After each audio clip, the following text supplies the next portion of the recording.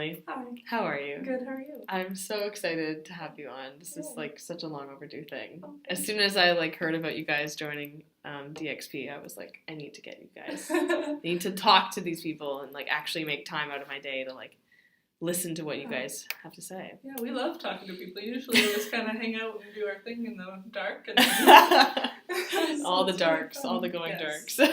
All the going darks. All the going darks and the thank you darks too. Yeah. Those are important. It's good to know that you know what's going to be dark. Exactly. That's a cue I learned from the show, is the thank you dark. Oh, good. Yeah. I know making sound or everything, but the actual confirmation of another person is nice. Yeah. Well, and it's mostly for your safety. True. I've had it go dark and had people not aware of it, and then had accidents happen. And it's, oh my gosh. It's nerve-wracking. Yeah. Yeah. And because you're putting so much everybody's lives in danger by turning off all the lights. Yeah. Anyways, so let's talk lighting.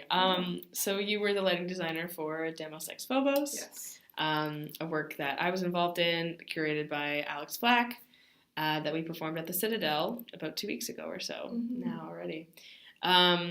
And I'm just so curious about the process, just how it came from nothing and then made this amazing show that was so responsive to the audience. We had such a great it was really wonderful.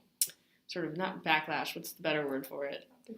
Response. A good praise, not praise, but a good sort of critique.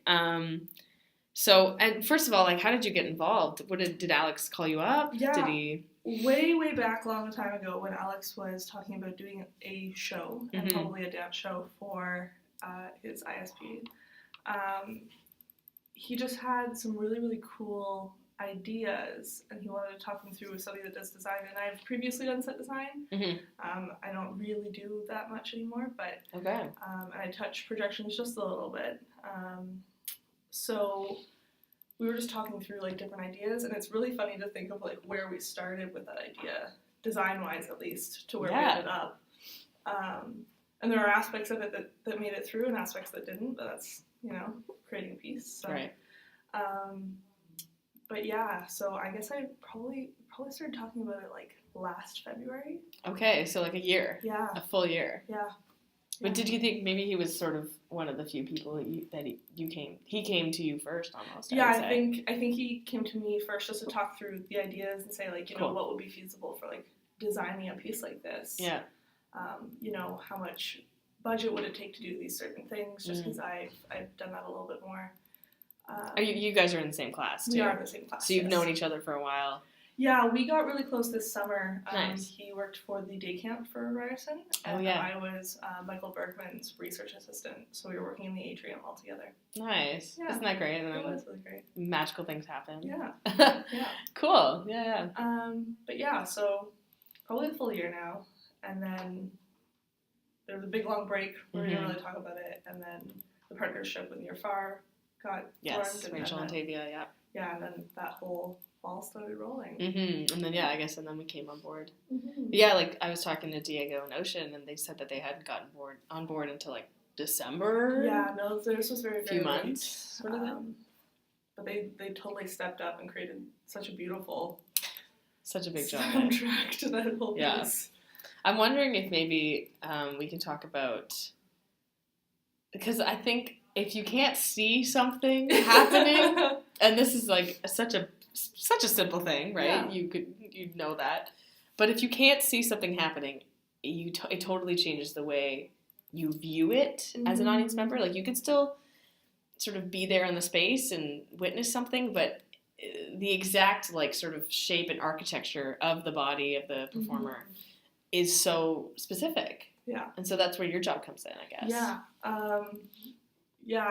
There's different ways that you can describe lighting design. I've heard it described kind of as the camera of theater, so directing the audience where to look. Yeah. And I jokingly say all the time that humans are just kind of like moths. We'll just look at the brightest thing on stage. That's true. It's very accurate. It's a weird way to put it, but it's true. Or the most interesting thing, where by putting things in saturated colors, we can kind of make them disappear, and having something more of a bright white color in the foreground, we can draw attention to that. So with Deimos, it was a very interesting process because the piece was really in development right up until January? That's when the choreography finished. Definitely. So just a few weeks before I would say. Yeah, but we were on board for such a long time prior to that. So normally with dance, depends on the project, of course, but I'll kind of just come in right at the last minute, watch the piece, and go, okay, here are the cues. This is what it's going to look like. Mm-hmm. We're good. Let's go. Right. And this piece was so collaborative that it just kind of developed and changed in my brain as we went along. But balancing that,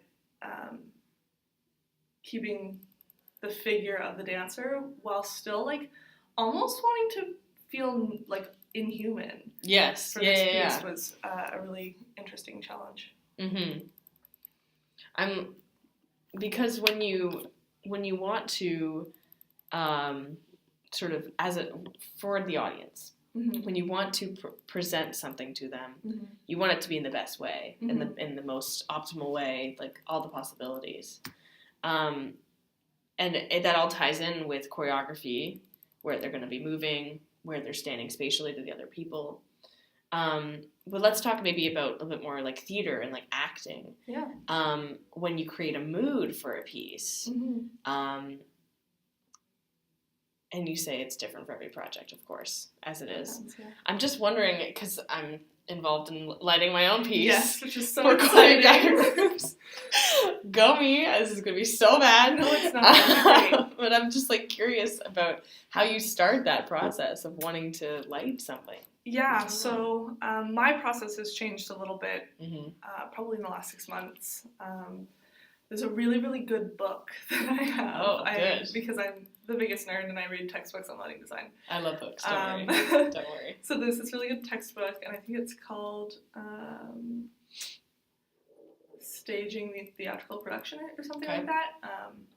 That's probably not the exact name, but it's not staging, it's lighting, whatever.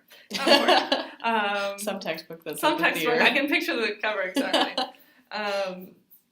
But I used to just kind of break it down by scene, and I'll read the script, especially if there is a script. There's not always one, but and I'll flag moments that I feel has a mood change or a described lighting change or whatever. But for me, the read through is probably one of the most important moments in my process, right?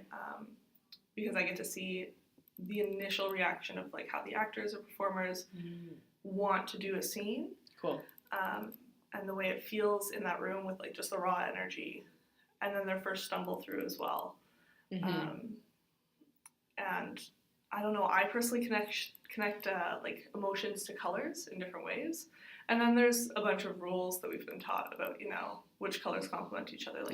Blue and amber are really good colors together. Which you used a lot in DXB. I did, yes. Which makes sense. Yes. It's, anxiety and depression and fear. Yeah, and then blue is always really good. There's something that we do called visible darkness, and it'll just be really saturated blue at a lower level, so you can still see the figure and what's going on. And get across that, it is dark without actually plunging everyone into darkness and not being able to see the piece. Very fine line. Yeah. Totally. And then I did at least one scene in DXP had I have a thing with the colors blue and red. Diego and Ocean were saying that too.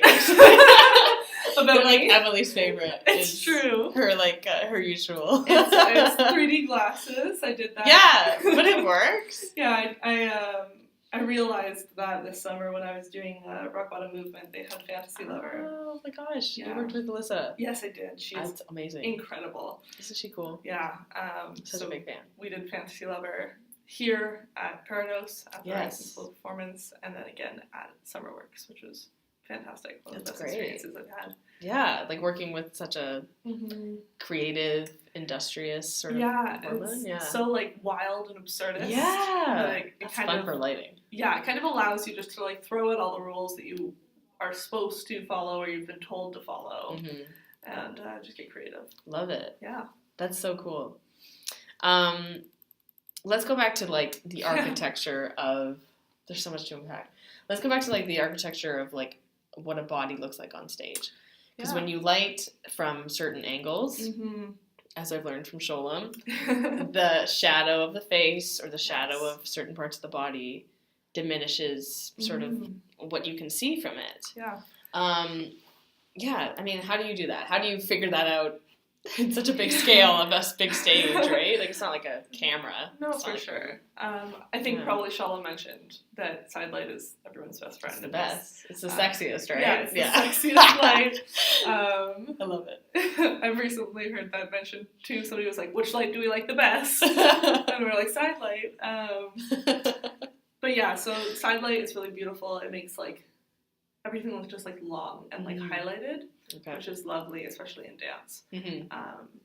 But really, the job is to create like a satisfactory image, something that is pleasing to the eye to look at, because whatever it is that they're performing, it's probably somewhere between half an hour and 2 hours that you're sitting in a dark chair looking at the stage. Right. So there's side light, which we love. Front light, I personally don't like all that much, but it's important to make sure that you can see all the features of the face and things like that for expression. Which I guess wouldn't all the time be necessary for dance. No, yeah. It's really for like acting, theater. For theater, yeah. It's a big one. And, you know, depending on the dance piece and the choreographer and what they like.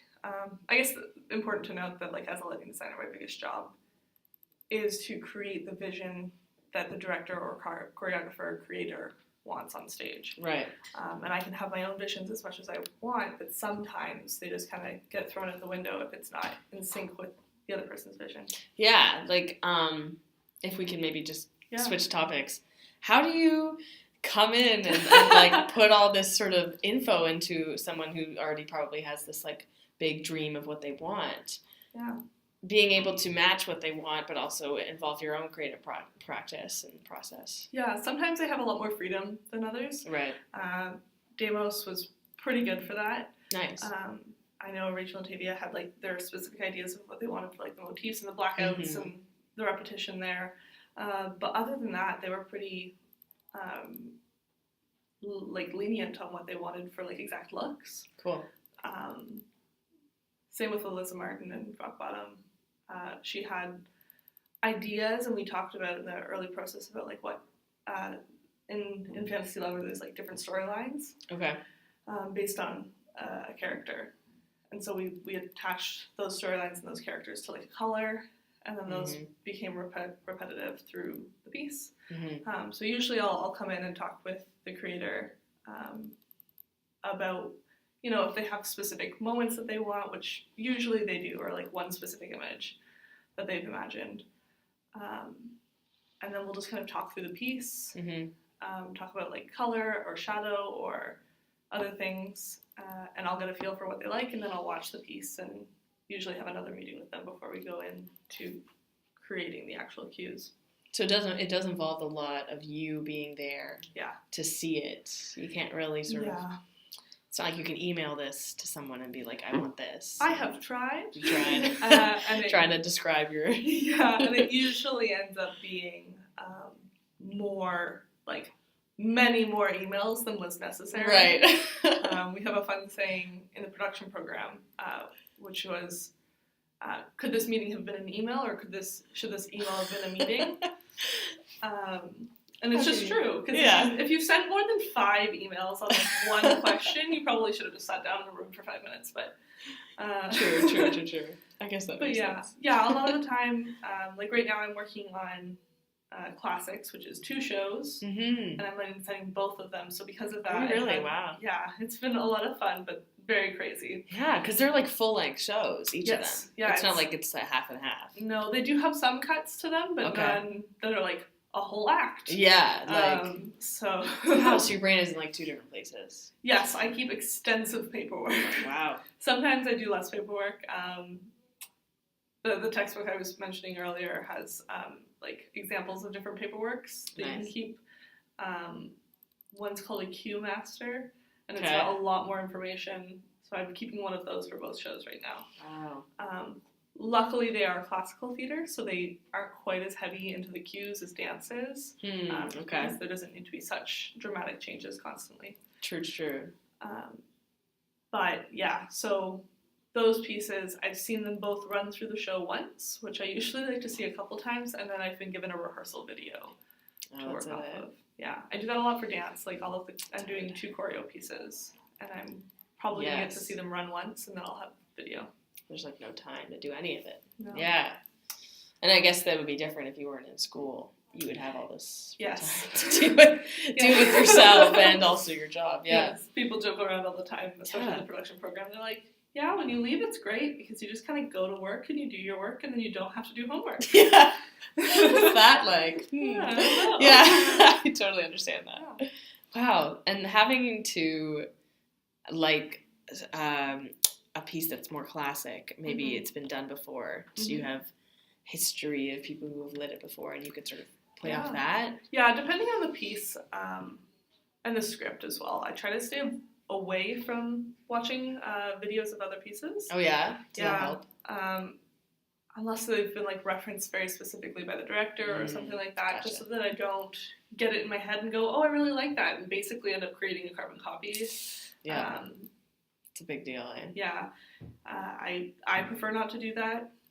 Totally fair, yeah. Choice. I lit Legally Blonde. And oh my gosh, really? I did at oh my gosh. His old high school at Carter. Yeah. Okay. Great musical. Yes, I love that musical. When it came up to me, I was just like, I have to do this job. I was mid dances, and I was like, I don't care. I'm gonna do it anyways. Let's do it. Yeah. Yeah, like taking on so many other projects. Yes, I'm notorious for that, and I've recently started doing something called outside accountability, where I'll go to one of my friends and I'll be like, okay, so now I'm not allowed to take any more shows, and they'll be like, great. And I'm like, if I do, you are allowed to yell at me, because you'll just say yes. Yes, and I do all the time. Yeah, there was one in January that I wanted to take, and they're like, Emily, you can't. And I was like, what? And they're like, no, it's not happening. No, you can't do it. So like for Legally Blonde, I've seen the video 100 times, probably online. Of course. And as soon as I got that job out and they started rehearsals, I was just like, no more. I can't watch it. I can only listen to the soundtrack and read the script. Yeah. So that I actually form my own ideas. Lots of pink lighting, I'm sure. Lots of pink. Lots of musicals are really notorious for like having a follow spot. Yeah. So lots of that. Lots of fun dance numbers. As they belt, right? Exactly. Yeah, so I love that. I'm such a big musical theater fan. Yeah. And just before, actually, we were talking about you went to New York recently. Yes. To watch shows. Yes, I got back yesterday. Yeah, just literally yesterday. Yeah. I went to New York actually at the beginning of January, and it is just the best place. Did you see anything? I saw 4 shows. I mostly plays. Yeah. I saw The Ferryman. Okay. Which was gorgeous, just like heartbreaking story about an Irish family. I was told that it was very good, and I just could not get tickets. Yeah, no, I mean, I was lucky. The tickets I got, I think, were like $50, and I was like just at the back of the orchestra. Yeah, it was a nice view. I saw the Waverly Gallery with like Michael Cera and like Elaine May, I think. That was really great. I wanted to try and like watch not just musicals. I saw Waitress as well, which was like quite good. My one like sort of, I just cried the whole time as soon as the lights came up. And I think it's like interesting to branch out and look at other things, look at plays and stuff. But yeah, so New York, like when we talk about sort of our dreams, is that a place that you want to be lighting in, like that scene? This trip especially was like very like emotional for me, and I kind of had like some sort of crisis during when I saw Carole King, because we're creating such small scale art right here right now, and there's nothing wrong with that, but to just look at like the visual that they can create with like the resources that they have just hurts me almost because it's so incredibly beautiful. And I was thinking about it a lot, and it's very tricky as a designer to be able to work in New York because of the visa that you have to get. It's called, I think it's the Alien of Extraordinary Ability visa, and you like basically need to involve a lawyer.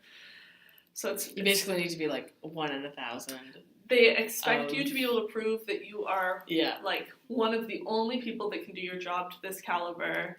Is that a thing? It's very difficult. Yeah, so, I feel that.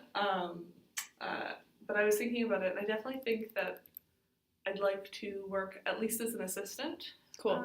On Broadway. I think that's a very big goal, but like I think it would be really, really cool to be able to work on that scale. I could see you doing that for sure. I think you have the talent for it. Oh, very kind. Yeah. No. And then, but yeah, I think a more realistic goal is probably working at like Stratford and Shaw. Cool. But I'd love to. We actually have like very similar dreams.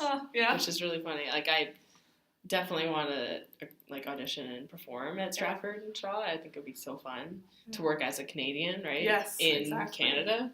But yeah, New York is the best. I know. It would be it's the best. Yeah, so my like small meltdown with Carole King was just about like my goal really is to be able to create the best art that I as a person can create. For sure. And to do that you just need resources, whether it's money or time or the space. Yeah. Or the actual things, like the lights for me. So, yeah. Well, one day going to happen. We'll both be there. Yeah, at the same time. And we'll be like, oh, we didn't think this was going to happen. Yeah, so hopefully. I hope that for sure. Yeah. Yeah, I mean, besides, like, DXP, all the other projects you're doing, is there sort of a launching off point that you like want to start something for yourself, like even if it's like a company or I guess as lighting, maybe you could even like run your own like somebody who comes in like as a consultant, a lighting consultant or something. I don't know. Yeah, there's a couple things that I'm looking at. I did the projection design for Peter Chin's piece in Dances, which was really, really fun. And I'd never touched. Yeah, it was really cool. And I'd never touched projections before in my entire life. And Michael Bergman, who teaches at Ryerson, MFT. Yes. MFB. And he's so wonderful. And he's actually my mentor. Oh no, I'm so sorry. It's okay, don't worry. Did you take it? No, it's okay. Don't worry. Anyway, Michael Bergman is he's such an incredible designer and like mentor, and so he walked me through like the design process for projections, and we did some really fun photo shoots to create the content. Because I hear that's a lot of work. Creating content is probably the biggest work, especially because you have to create it. And then it has to, again, every design aspect has to work with the choreographer, the director's vision. So we ended up doing 2 sets of creating content. We created a bunch. I took a bunch of photos and like brought them in to Peter. And some of it worked and some of it did not. Yeah. And so then we had to come back and just do another round and get some more. But it was really, really fun and really interesting. That's great, yeah. So I'd love to do some more projections work, but I Nice. think that's going to involve like a very steep learning curve. Oh yeah. And I don't know, I think about incorporating, you can incorporate as like a business. Like I could incorporate it as like lighting design for like tax purposes and stuff, and it's can be a quite good move, and it can be really tricky. Definitely. But I think this is probably a little ways off in the future, but I think it would be really fun to create like not necessarily like a production company, but something of the sort where we have a bunch of designers working together. Kind of like a lawyer firm. Yeah, kind lighting. of. Yeah, so like lighting, projections, costume, set, and you could like bring any one of us on or bring all of us on to design a piece. It would be really fun. I like that. That makes sense to me because then it's like you can pick and choose if you need sort of if you need a lighting designer but you don't need like an audio person. Yeah, exactly. Or like a choreographer but not a director or something like that. Yeah. That's really cool. And then you get that collaborative workspace that I think many of us like feed off of. Completely. Yeah. Yes, I definitely felt that with DXP. Yes. Yeah, being in that room was so important. Being able to get us all in that space. And like, not to say that we only do it for money, but I think a lot of us were there just volunteering our time. Oh, totally. And the fact that we just all wanted to be there. Yeah. Like it wasn't like such a, I have to get paid for this amount of hours or something. We're just there because we want to make good work, and you know, that's enough sometimes. Yeah, and it was such a great experience because it goes both ways, because we knew that everyone was volunteering, so that there was like I was just in a busy period where I could not get there. Kind of a lot of the year. I was busy a lot of the year, but I knew that I could set aside like the end of January and February to kind of sit in that room and be there and do that piece. Yeah. And they were so incredibly understanding of that. Yeah, we all kind of just have our own schedules that we need to deal with. Yeah. And it worked out. And that's sort of why I just wanted to come and like reflect upon what happened, because I think it's definitely one of a kind. Yeah. To have all these people all emerging, all still learning, most of us were still in school. Yeah. To be able to we did 3 shows. I know, that was wild. Almost all sold out. It was wild. What was it? 2 for sure were sold out. Yeah. The third last minute edition one. It was a last minute, so I mean, it was 60% sold out. Still. That's amazing. Yeah. You know, like that doesn't happen. No. When we budget for shows and like do our classes, I think this was in the conceiving the production class. It was. Yeah. Actually, I had a partner named Emily. Oh, she really? was amazing. Emily Heisinger. I love you. She's my production manager right now. She's the best. She's wonderful. Yeah. I love her. You only budget for 60% of That's right. Exactly. So the fact that we sold out was just wild. I know. We were so lucky. Yeah. And you know, a good portion of the crowd was our friends, family. But that's, you know, who else is gonna come, right? But like, really, when we think about it, like the size of the cast and things directly correlates to how many tickets are gonna get sold. Exactly. And like, we only had 15 people involved in the production. Mm-hmm. So the fact that we sold out that many tickets, anyways, was great. It's really nice. Yeah. Yeah, it's one of the good things about our program is the connections you make. Oh yeah. I wish that you guys were able to. I wish there was another class that was like production based, that was a little bit more hands on than what we have in the first year. Where we could learn a little bit more about the performance aspect as production students, and the performers that were interested could learn a little bit more about like how to light a piece, or this is how sound works, because especially on smaller pieces, a lot of the time people end up doing their own stuff. Yeah. I'm really glad you said that, actually, because I've been like such a big wonder of why like we don't collaborate more.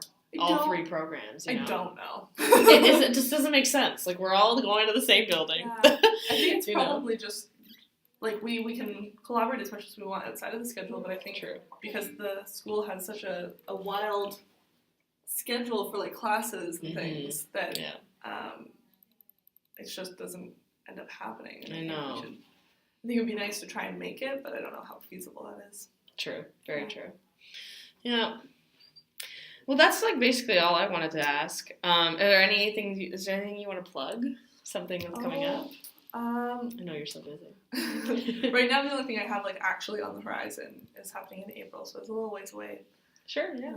It's still February. Yeah. But yeah, the Bad Fox Performance Collective is doing The Way Home Ghost, which I am lighting designing, and Amelia Blaine is. It's a bunch of Ryerson students, really. And then I think our sound designer / composer is a friend of Amelia's, but it's Amelia Blaine and Liz Colleran's company.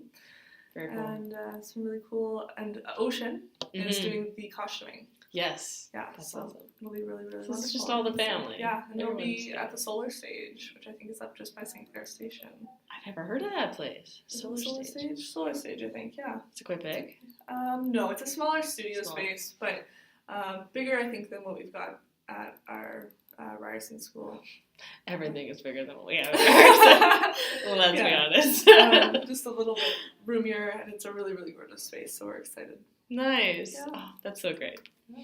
Thank you so much for coming. Thank you for having me. It was so exciting. I appreciate it. It was so fun. Great.